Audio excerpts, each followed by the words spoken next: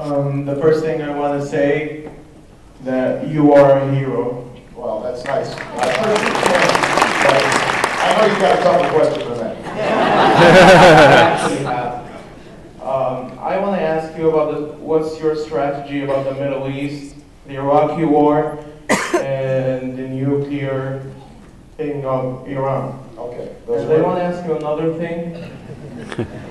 Those were pretty big questions. I want to answer those, just because I want to make sure I get to as many questions as possible. As I said before, I was opposed to this war in Iraq from the start, and I was very clear about why.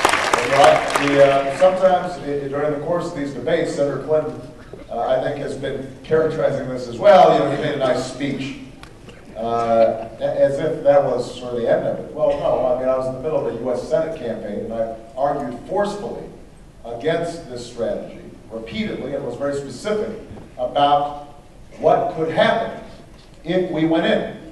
And just about everything I predicted would happen, happened, came to pass. And so when you think about who you want answering that phone call at 3 in the morning, you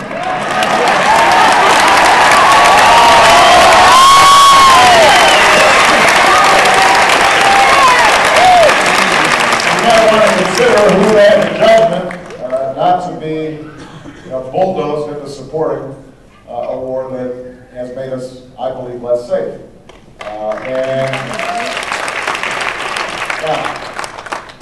What John McCain would say right now is he said, well, that's the past. That's what he said. That's the past. We need to talk about the future. Well, the reason that's relevant, though, is it's not just the past. If you believe that the problem with Iraq is tactical, that we didn't have enough troops in, or we didn't execute properly, etc., then you, like John McCain, will say, well, now it's fixed, the surge has worked, and we can stay there for as long as 100 years. Because the overall strategy is the right one. That's John McCain's argument. Well, I profoundly disagree. The overall strategy was flawed from the start. Because it has distracted us from focusing on what we should have been focusing on, which is rooting out Al-Qaeda in Afghanistan. Yes. It has made it more difficult for us to build alliances to deal with Iran. I would add, by the way, that Iran has been the single biggest strategic beneficiary of the war in Iraq. They are the ones who've been most strengthened by this war. We've spent $500 billion so far to make Iran more powerful. That's what we've done. So what do we do now? I would initiate a phased redeployment, get our combat troops out. We need to be as careful getting out as we were careless getting in. We can get them out at a pace of about 1 to 2 brigades per month. At that rate, it will take about 16 months. That gives the Iraqi government about 2 years to get their act together. So understand when people say, oh, Obama's talking about surrender, precipitous withdrawal. 2 years is not precipitous. We've been there longer than we were in World War II. And we're talking about having a presence there for another 2 years. And we would, even as we pulled out our combat troops, we would continue to provide them with support, and we would train their troops as long as they weren't being used in sectarian fashion. We would provide humanitarian aid, which we've been short of over the last several years. We would continue to help with reconstruction and equipping them. The point, though, is that we would not have permanent bases there. We would not have a permanent occupation. We would initiate diplomacy not only inside Iraq, but also with regional powers, including Iran and Syria.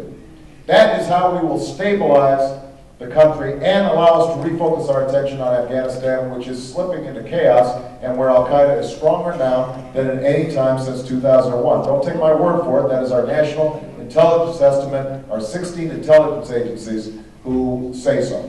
Now, in terms of Iran, they are a genuine danger. They are a danger to regional peace. They're a danger to Israel, and they are a danger to us. And they are, although I do not believe that they are right now building nuclear weapons, they are building the capacity to create nuclear weapons. And that would change the entire balance of power in the region and could spur an arms race that would be very, very dangerous. They are funding Hezbollah and Hamas, terrorist organizations. The rhetoric of the Iranian president against Israel has been unacceptable. And so we need to get them to change their behavior. The question then is, what's the best way to do it? I think the Bush administration's general view was, if we invade Iraq, then we're going to scare everybody in the region, and Iran will suddenly behave. And that's not what happened. They became more belligerent because they were more threatened.